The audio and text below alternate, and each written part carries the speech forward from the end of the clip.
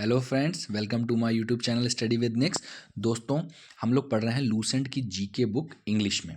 ठीक है दोस्तों, इससे पहले हमने इंडियन हिस्ट्री का इंट्रोडक्टरी पार्ट पढ़ा था। अब हम उसमें थोड़ा आगे बढ़ेंगे और एंशिएंट इंडिया के हिस्टोरिकल सोर्सेज को देखेंगे। दोस्तों, वीडियो शुरू करने से पहले मैं आपको ये बता दूं कि ये बुक जो है ना लूसेंट जीके, ये मोस्ट इंपॉर्टेंट बुक है किसी भी गवर्नमेंट एग्जाम के लिए जिसमें जीएस जीके आती है। चाहे आप स्टेट पीसीएस एग्जाम को उठा लें, एसएससी सीजीएल को उठा लें, और bank PO, railway, UP triple SC, कितने भी एग्जाम हो सब में जीएस वाला पोर्शन इसके बाहर से तो आता ही नहीं है। यूपीएससी के लिए भी थोड़े हद तक ये बुक इंपॉर्टेंट है, मतलब प्रीलिम्स में यूज़फुल है, लेकिन मैं नहीं कहूँगा यूपीएससी वालों को इसे पढ़ने के लिए, क्योंकि वो बहुत ही ज़्यादा ब्रॉड एग्जाम है। उसके लिए आपको स्टैंडर्ड बुक पढ़नी ही पड़ेंगी। लेकिन आप फिर भी अगर आप कुछ नहीं पढ़ पा रहे हो तो आप इन वीडियोज़ को सुन के आपकी नॉलेज काफ़ी इन्हेंस कर सकते हैं। तो दोस्तों, बिना टाइम वेस्ट किए आगे का टॉपिक हम लोग शुरू करते हैं। तो हमारा आज का टॉपिक है हिस्टोरिकल सोर्सेज। ठीक है दोस्तों, देखिए, the sources that give information about the events of past time are known as historical sources. There are two types of historical sources: literary sources and archaeological sources. Compared to literary sources, archaeological sources are believed to be more reliable because it is almost impossible to change them. That's why, as historical evidence, archaeological sources take precedence over the literary sources. The archaeological sources are more important to the study of ancient India. अब जो sources हैं उसमें हमने पढ़ा literary sources हैं या तो archaeological sources हैं। अब लिटरेरी सोर्सेज के बारे में पढ़ते हैं। Literary sources are divided into two categories: indigenous and foreign. Indigenous sources are divided into two categories: religious and secular. दोस्तों, मैं बता दूं, इंडिजीनियस सोर्सेज वो होते हैं जो हमारे देश के खुद के हैं, मतलब बाहर से नहीं आए हैं. फॉरेन सोर्सेज बाहर से आए हैं, चाहे ट्रैवलर्स के माध्यम से या फिर हम खुद जाके लेके आए हैं. ठीक है, तो इंडिजीनियस सोर्सेज जो हैं वो हमारे देश के खुद के हैं. तो देख लेते हैं उनके बारे में.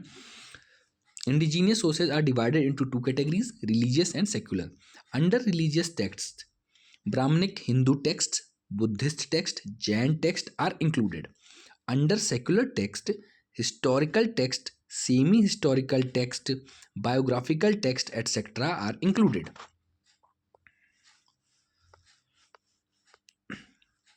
अब ब्राह्मणिक हिंदू टेक्स्ट देख लेते हैं क्या होते हैं. Under Brahmanic Hindu text, Shruti and Smriti text are included. Shruti text Samhitas और वेदास, ब्राह्मणास, अरण्यकास एंड उपनिषद, ये चारों पांचों श्रुति टेक्स्ट में आते हैं. स्मृति टेक्स्ट वेदांगास, सूत्रास, स्मृतिज, एपिक जैसे Ramayana and Mahabharata and Purana. There are 4 Samhitas और वेदास. वेदों को संहिताज भी कहते हैं: ऋग्वेद, यजुर्वेद, सामवेद, अथर्ववेद. अभी देख लेते हैं, टेबल को देख लेते हैं. वेदा, वेद, कंपोजिंग टाइम उनका, composing region. Rigveda composing time 1500 BC to 1000 BC, composing region Sapta Saindhava region. Yajurveda, Samaveda, Atharvaveda, composing time 1100 BC to 600 BC, Kuru Panchala region. Vedas throw more light on religious, social and economic life, less light on political life of Aryans. वेद से basically दोस्तों हमको Aryans की life के बारे में ही पता चलता है. From point of view of history, Rigveda and Atharvaveda have more importance than Yajurved and Samved.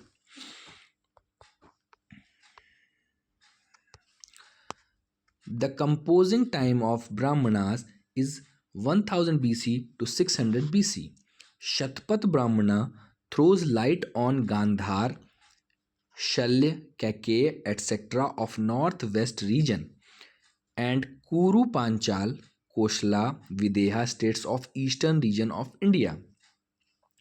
The composing time of Aranyakas is 1000 BC to 600 BC. The historical importance of Aranakas is negligible. The composing time of Upanishads is 1000 BC to 500 BC. The best learnings of Upanishads is Paravidya, spiritual learning.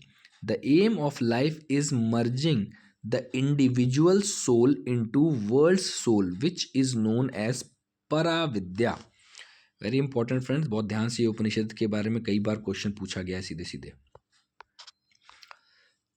Next point दोस्तों, the combined study of Brahmanas Upanishads provides historical information from king Parikshit to king Bimbisara. The composing time of Vedangas is 600 BC to 200 BC. The Vedangas throw light on ancient Indian history, civilization, and culture. The composing time of Smritis is 600 BC to 600 AD.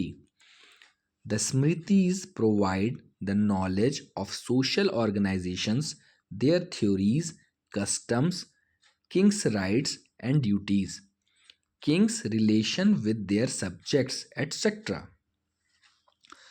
The composing time of epics like Ramayana and Mahabharata is 400 BC to 400 AD. The Ramayana, written by Valmiki, throws light on political, social, and religious conditions of India of that time. This book provides information about the origin and development of Janpadas. Besides this, it mentions Yavans, that is Greeks, and Sakas, that is Scythians.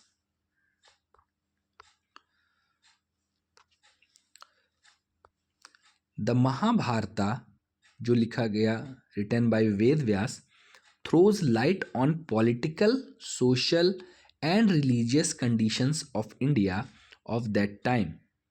It is the extensive form of Mahabharata war which is fought around 950 BC between the Kauravas and Pandavas. The Mahabharata claims Yan Bharate Tan Bharate, that is, which is not in Mahabharata, that is not found in Bharat, that is India. Girivraj, the capital of Magad, is mentioned in it. The Mahabharata informs us that the Panchal state was in existence from the time of Mahabharata. Besides this, it mentions Huns along with Yavans and Sakas.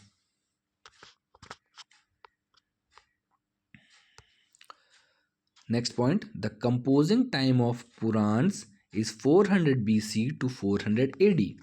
The Purans throw light on history of India from very beginning to Gupta period.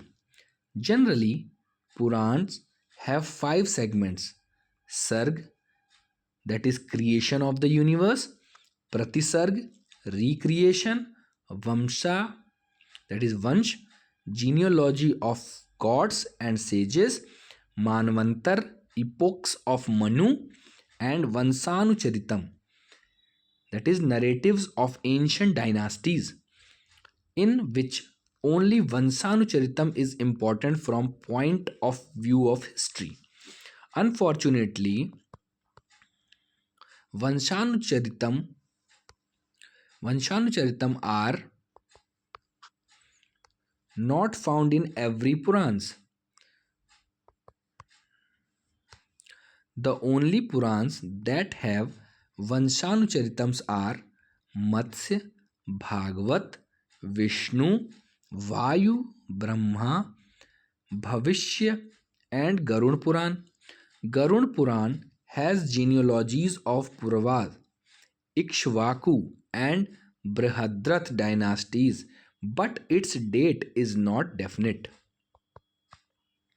तो दोस्तों ये था छोटा सा video. इसके बाद हम जो हिस्टोरिकल सोर्सेज हैं, ये बहुत टॉपिक बड़ा है, ठीक है। तो दोस्तों इसीलिए मैंने इसको छोटे छोटे पार्ट्स में किया है, 2-3 पार्ट्स में इसको हम खत्म करेंगे। जल्दी से मैं दूसरा वीडियो लेके आता हूँ आपके लिए दोस्तों। तो जुड़े रहेंगे, लाइक करें, सब्सक्राइब करें, ज़्यादा से ज़्यादा शेयर करें, ताकि जैसे ही मैं वीडियो लाऊँ तो आपके पास नोटिफिकेशन जाए। सब्सक्राइब नहीं करेंगे तो नोटिफिकेशन कैसे जाएगा? ठीक है दोस्तों, thanks, thank you very much for liking and watching my videos.